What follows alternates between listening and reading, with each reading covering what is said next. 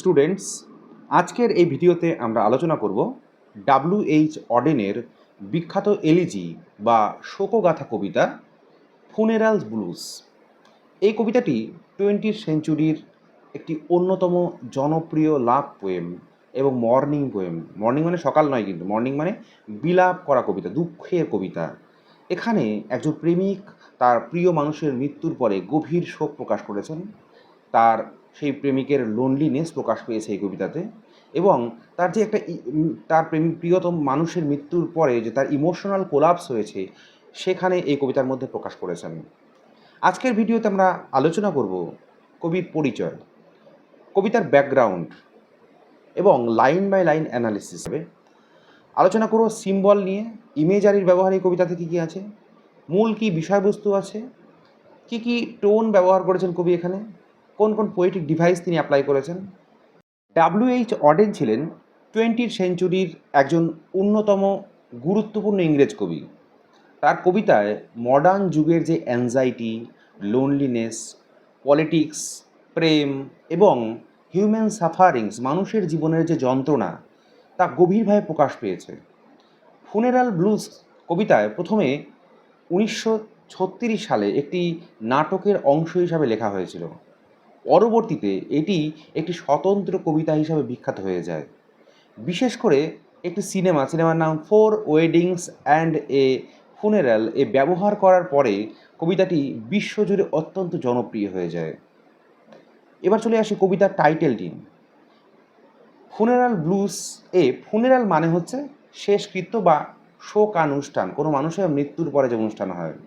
Blues শব্দটি এটি musical genre থেকেও এসেছে, যা স্যাডনেস বা ইমোশনাল পেনকে প্রকাশ করে। যেমন আমরা রূপম ইসলামের একটি শুনে একটা গান, বিখ্যাত গান আছে, নীল রং ছিল ভীষণ প্রিয় তাই নীলিয়ে দিল।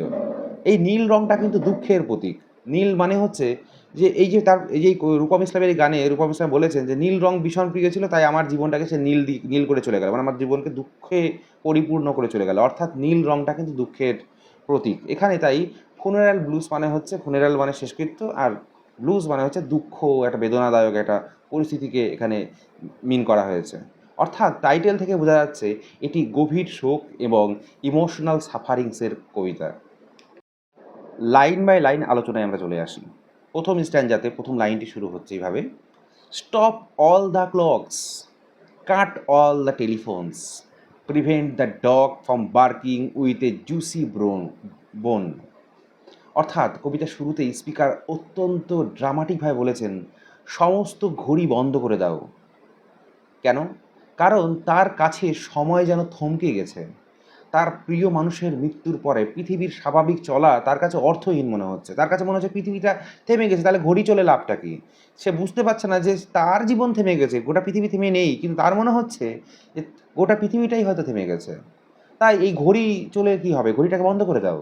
কাট অফ দ্য টেলিফোন, এই যে টেলিফোন আছে যে, সেটাও যোগাযোগ আর করার কোনো দরকার নেই, তাই টেলিফোনটাও বন্ধ করে দাও। সে আর কারোর সঙ্গে যোগাযোগ করতে চাইছে না, সে পৃথিবী থেকে নিজেকে বিচ্ছিন্ন করতে চাইছে। Prevent the dog from barking, এখানে সাইলেন্স বা নীরবতার গুরুত্ব বোঝানো হয়েছে। দেখবে গভীর রাতে কুকুরের আওয়াজটাকে আরও বেশি প্রকটভাবে শুনতে পাই আমরা। তাই তার জীবনটা এত স্তব্ধ হয়ে গেছে, সেখানে কুকুরের আওয়াজটাকেও তার কাছে বিরক্ত বলে মনে হচ্ছে। তাই মনে হচ্ছে চারিদিকে এত স্তব্ধতা হয়ে গেছে, কুকুরের আওয়াজটাও যেন স্তব্ধ হয়ে যায়। শোকের মুহূর্তে স্পিকার চায় পুরো পৃথিবীটা যেন নীরব হয়ে যাক। পরে আমরা দুটি গুরুত্বপূর্ণ লাইন পাচ্ছি: silence the pianos and with muffled drum bring out the coffin, let the mourners come. অর্থাৎ এখানে ফুনেরাল প্রসেশনের অ্যাটমসফিয়ার তৈরি করা হয়েছে। সাইলেন্স দ্য পিয়ানোস, মিউজিক বন্ধ করে দিতে বলা হচ্ছে। কারণ মিউজিকের দরকারটা কী? দুঃখের অনুষ্ঠানে মিউজিক বাজিয়ে লাভটা কী? কারণ আনন্দ বা এন্টারটেনমেন্টের কোনো স্থানই নেই এই অনুষ্ঠানে। মাফেল ড্রাম বলতে বোঝানো হয়েছে ফুনেরাল ড্রাম বোঝানো হয়েছে এখানে। এখানে ডেথ মার্চের প্রতীক। ব্রিং আউট দ্য কফিন, এখানে মৃতদেহকে কফিনে করে নিয়ে আসার কথা হচ্ছে। লেট দ্য মর্নার কামস, মানে যারা দুঃখ করবে, যারা তাদেরকে আসতে, শোক প্রকাশকারী যারা তাদেরকে আসতে বলা হচ্ছে। এখানে কবিতার টোন অত্যন্ত সোলেম এবং ট্র্যাজিক, খুব বেদনাদায়ক একটা পরিস্থিতি প্রকাশ পাচ্ছে এই দুটি লাইনে। পরে আরও দুটি গুরুত্বপূর্ণ লাইন আমরা পাচ্ছি। কবি বলছেন, let aeroplane circle morning overhead, scribbling on the sky the message he is dead. এখানে একটা হাইপারবোলের ব্যবহার পাচ্ছি বা এক্সাজারেশনের ব্যবহার পাচ্ছি। হাইপারবোল কাকে বলে? কোনো কিছুকে বাড়িয়ে বলা হচ্ছে। স্পিকার চাইছেন এরোপ্লেন আকাশে ঘুরে ঘুরে ঘোষণা করুক যে হি ইজ ডেড। এটা তো একটা সাধারণ মানুষের ক্ষেত্রে তো সম্ভব না যে সে মারা গেছে, একটা মানুষের এরোপ্লেন ঘুরে ঘুরে বলে, ওটা বাস্তবে হয় না। কিন্তু এখানে বাড়াবাড়ি করে রকমের একটা প্রকাশ, তার দুঃখটা এতটাই পরিপূর্ণ, তার কাছে মনে হচ্ছে গোটা আরও বড় করে বললেও সেটা কম হয়ে যাবে। তাই কবি বলছেন এখানে যে এরোপ্লেন আকাশে ঘুরে ঘুরে ঘোষণা করুক যে হি ইজ ডেড, সে মারা গেছে, তার প্রিয় ব্যক্তিটি মারা গেছে। অর্থাৎ স্পিকারের কাছে এই মৃত্যু এত বড় ঘটনা যে পুরো পৃথিবীর জানা উচিত। মর্নিং ওভারহেড, এরোপ্লেনের শব্দকে মর্নিংয়ের সঙ্গে তুলনা করা হয়েছে এখানে। এখানে গ্রিপ এর ইন্টেন্সিটি বোঝাতে। এরপরে দুটি গুরুত্বপূর্ণ লাইন আমরা পাচ্ছি। Put crepe বাউস round the white neck of the public dubs. অর্থাৎ এই যে ডাব মানে ঘুঘু পাখি, সেই ঘুঘু পাখির গলাতেও একটা কালো রঙের একটা টেপ পরিয়ে দিতে বলা হচ্ছে। Let the traffic police were black cotton gloves. বলছে ট্রাফিক পুলিশ যারা থাকবে তাদের হাতেও কটনের গ্লাভস, কালো কটনের গ্লাভস পরতে বলা হচ্ছে। আমরা জানি কালো হচ্ছে দুঃখের প্রতীক, প্রতিবাদের প্রতীক। এখানে অবশ্য দুঃখেরই প্রকাশ পাচ্ছে। এখানে বুঝতে পারছি আমরা যে ওটা মানে কবি চাইছেন যে তার দুঃখে সমাজের প্রতিটা মানুষ, প্রতিটা প্রাণী সবাই অংশ নিক, যেন এই দুঃখটা যেন শুধু কবির দুঃখ না হোক, এই দুঃখটা যেন ইউনিভার্সাল দুঃখ হয়ে ওঠে, সবাই যেন শোক প্রকাশ করে কবির দুঃখে দুঃখিত হয়ে। এরপরে কবিতার সবচেয়ে গুরুত্বপূর্ণ একটা লাইন আমরা পাচ্ছি। He was my north, my south, my east and west. এই কবিতার সবথেকে গুরুত্বপূর্ণ লাইনে এখানে কবি মানে তাই স্পিকার বোঝাতে চেয়েছেন যে কম্পাস ডিরেকশনের মাধ্যমে স্পিকার বোঝাচ্ছেন তার প্রেমিকই ছিল তার গোটা পৃথিবী, নর্থ সাউথ ইস্ট ওয়েস্ট, অর্থাৎ সব ডিরেকশনের কেন্দ্রেই ছিল সেই মানুষটি। স্পিকারের জীবনের মিনিং, পারপাস, আইডেন্টিটি সবই ছিল এই ব্যক্তিকে কেন্দ্র করে। এই মানুষটি চলে যাওয়া মানে তার চারিদিকটা শূন্য হয়ে যাওয়া।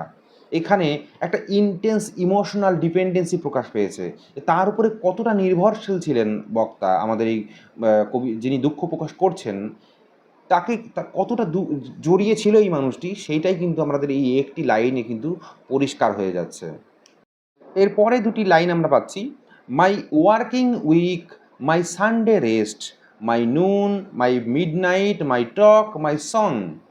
এখানে স্পিকার বলতে চেয়েছেন তার জীবনের প্রতিটি মুহূর্তে সেই মানুষটির উপস্থিতির কথা।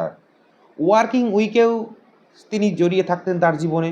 সানডে রেস্ট, যেদিন সানডেতে যেদিন বিশ্রাম নিতেন, কাজের বিশ্রাম পেতেন, সেদিনও তার সঙ্গেই সময় কাটাতেন, মুহূর্তগুলো কাটাতেন। নুন, মিডনাইট, দিন রাত উভয় সময়েই তার সেই ছিল, তাকে তার ভাবনাতে, তার সঙ্গে সময় কাটানোতে, সব মুহূর্তে যেন সেই মানুষটি জড়িয়ে ছিল। মাই টক, মাই সং, তার কথা বলা, তার গান গাওয়া, আনন্দ প্রকাশ করা, সব কিছুর সঙ্গে জড়িয়েছিল সেই মানুষটি। এখানে একটা কমপ্লিট ইমোশনাল অ্যাটাচমেন্ট প্রকাশ পেয়েছে যে এই মানুষটি আমার প্রত্যেকটা মুহূর্তে গিয়ে জড়িয়েছিল, সেই মানুষটি আজকে নেই। কতটা শূন্যতা তৈরি হতে পারে এই বক্তার কাছে একটা তার প্রিয় মানুষের মৃত্যুতে। এই লাইনগুলোর মধ্যে একেবারে পরতে পরতে প্রকাশ করেছেন কবি সেই বক্তার তরফ থেকে। আমরা বুঝতে পারছি এখানে WH অডেন নিজে তার দুঃখ প্রকাশ করেন, এখানে একটা কাল্পনিক চরিত্রকে তিনি নির্মাণ করেছেন। সেই চরিত্রটি সেই মেয়েটি খুব সম্ভবত, কারণ তার প্রেমিকের কথা বলা হচ্ছে, সেই মেয়েটির হয়ে তিনি এই মনের দুঃখটি প্রকাশ করেছেন এখানে। এরপরে আরেকটি খুব গুরুত্বপূর্ণ এবং প্যাথেটিক একটি লাইন আমরা পাচ্ছি। এখানে বলছেন কবিতায়, I thought that love would last for ever, I was wrong. অত্যন্ত পাওয়ারফুল একটি লাইন। স্পিকারের আগে বিশ্বাস করতো ভালোবাসা চিরকাল থাকবে, কিন্তু মৃত্যুর সেই বিশ্বাস ভেঙে দিয়েছে। এখানে হিউম্যান হেল্পলেসনেস ও মর্টালিটির ট্রুথটা প্রকাশ পেয়েছে। টোন এখানে ডিপলি ট্র্যাজিক এবং হোপলেস। তিনি ভেবেছিলেন যে তার প্রেম ভালোবাসা চিরজীবনের মতো তার সঙ্গে থাকবে, কিন্তু সে মৃত্যু তার এই ভাবনাটাকে ভুল প্রমাণ করেছে। এরপরে আরেকটি গুরুত্বপূর্ণ লাইন আমরা পাচ্ছি, the stars are not wanted now, put out every one. এখানে স্পিকার পুরো ইউনিভার্সকে রিজেক্ট করছেন। স্পিকার বলছেন তার কাছে স্টার্স আর কোনো সৌন্দর্যের কারণই নেই, এই তারাগুলো তার কাছে কোনো সৌন্দর্য নয়, কারণ তার জীবনের আলোই তো নিভে গেছে। তাই বলছে পুট আউট এভরি ওয়ান, সবগুলোকে নিভিয়ে দাও, কোনো আলোর দরকার নেই আমার জীবনে। অর্থাৎ ইউনিভার্সের সমস্ত আলো নিভিয়ে দেওয়ার কথা বলছেন এখানে।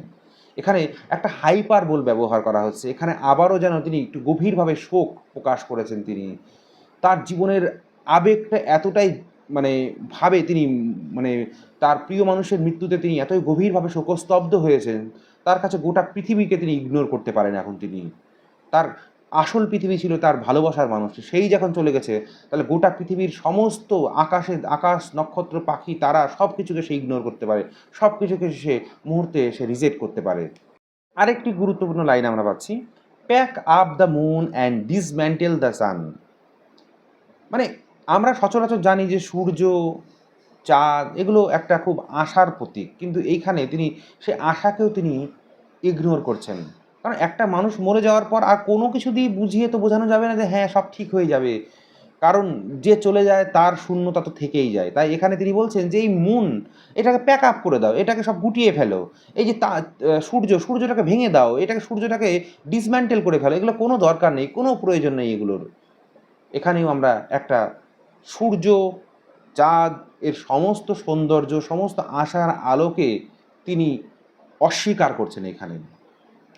এরপরে আরও দুটি গুরুত্বপূর্ণ লাইন পাচ্ছি, pour away the ocean and sweep up the wood. মানে এই যে সমুদ্র আছে, সমুদ্রের জল সব ফেলে দাও, সমুদ্রের আর কোনো প্রয়োজন নেই।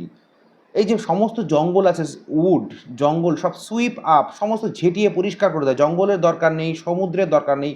হ্যাঁ, কারণ for nothing now can ever come to any good, কারণ এই সমস্ত জিনিস আর কোনো দিন ভালো কাজে লাগবে না আমার, এগুলো আমার কোনো ভালো কাজে লাগবে না, কারণ আমার সমস্ত ভালো শেষ হয়ে গেছে, পৃথিবীর আর কোনো অর্থ নেই বেঁচে থাকার আমার কাছে।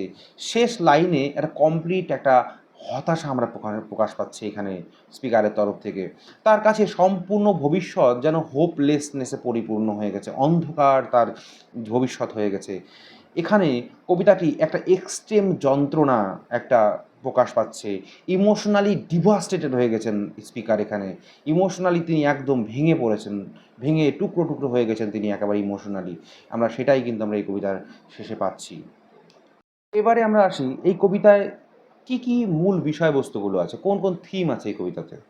প্রথমত আমরা দেখতে পাচ্ছি যে লাভ অ্যান্ড লস, ভালোবাসা এবং ভালোবাসার মানুষকে হারিয়ে ফেলার যে যন্ত্রণা, সেই বিষয়টায় খুব প্রকটভাবে প্রকাশ পেয়েছে এই কবিতাতে। দ্বিতীয়ত আমরা যে বিষয়টা পাচ্ছি সেটা হচ্ছে ডেথ, মৃত্যু কীভাবে মানুষের জীবনকে কমপ্লিটলি বদলে দেয়, সেইটা আমরা দেখতে পাচ্ছি এই কবিতাতে। এরপরে পাচ্ছি লোনলিনেস, প্রিয় মানুষকে হারিয়ে এই কবিতার যে বক্তা সম্পূর্ণ একা হয়ে গেছে, সেই একাকিত্বতায় আমরা এখানে দেখতে পাচ্ছি। আর দেখতে পাচ্ছি ইমোশনাল কোল্যাপস, শোক এত ইন্টেন্স যে গোটা পৃথিবীটা যেন মিনিংলেস বলে মনে হচ্ছে এখানে এই স্পিকারের কাছে। ছোট করে আলোচনা করব কি কি পোয়েটিক ডিভাইস কবি ব্যবহার করেছেন এখানে। প্রথমতই বলবো হাইপার বোলের কথা, পুরো যেখানে বলছেন পুরো পৃথিবী বন্ধ করে দেওয়ার কথা বলা হচ্ছে, এখানে পুরো পৃথিবীকে তিনি অস্বীকার করছেন। একটা মানুষের মৃত্যু থেকে তো পুরো পৃথিবী বন্ধ করা যায় না, কিন্তু এই দাবি তুলছেন স্পিকার, অর্থাৎ এটা একটা হাইপার বোল আমরা বলতে পারি। ইমেজারির ব্যবহার আমরা পাচ্ছি, ফুনেরাল ইমেজারি, ডার্কনেস, সাইলেন্স, এই সমস্ত ইমেজারির ব্যবহার পাচ্ছি। সিম্বলিজম পাচ্ছি আমরা, সূর্য, সান, মুন, স্টার্স, হোপ ও লাইফের প্রতীক এগুলো। রিপিটেশন, শোকের একটা ইন্টেন্সিটি বাড়িয়ে চলেছে, বারবার কিছু কিছু ইমোশন খুব রিপিটেডলি ব্যবহার করা হয়েছে এখানে। পরিশেষে আমরা বলতে পারি যে ফুনেরাল ব্লুজ শুধু একটি দুঃখের কবিতা নয়, এটি মানুষের গভীর ভালোবাসা, ইমোশনাল ডিপেন্ডেন্সি এবং লস, এই যে চিরতরে হারিয়ে ফেলার যে ইউনিভার্সাল অভিজ্ঞতার কথা এই কবিতায় প্রকাশ পাচ্ছে। এখানে তো শুধু যে বক্তা তার প্রিয় মানুষের হারিয়ে গেলে যে যন্ত্রণা হয়, অন্য মানুষ আমাদের যে কারোর মানুষের জীবনেই যদি এই ধরনের এই সিচুয়েশনের সম্মুখীন হতে হয়, সবারই কিন্তু এইরকম একটা শূন্যতা তৈরি হবে। এই কবিতায় আমাদের শেখায় যখন আমরা কাউকে সত্যিকারের ভালোবাসি, তখন সেই মানুষটি আমাদেরকে পুরো এন্টায়ার ইউনিভার্স হয়ে ওঠে। সেই মানুষটি আমাদের পুরো জগৎ হয়ে ওঠে। আমাদের সেই মানুষটিকে ঘিরে আমাদের সমস্ত সুখ, ভালোবাসা, সেই আমাদের পৃথিবীটা হয়ে ওঠে। এবং তাকে হারালে পুরো পৃথিবীটাই অর্থহীন বলে মনে হয়। ভিডিওটি যদি তোমাদের হেল্পফুল মনে হয়, তাহলে অবশ্যই লাইক করবে, শেয়ার করবে এবং সাবস্ক্রাইব করবে। ধন্যবাদ। আর বন্ধুদের সঙ্গে শেয়ার করবে।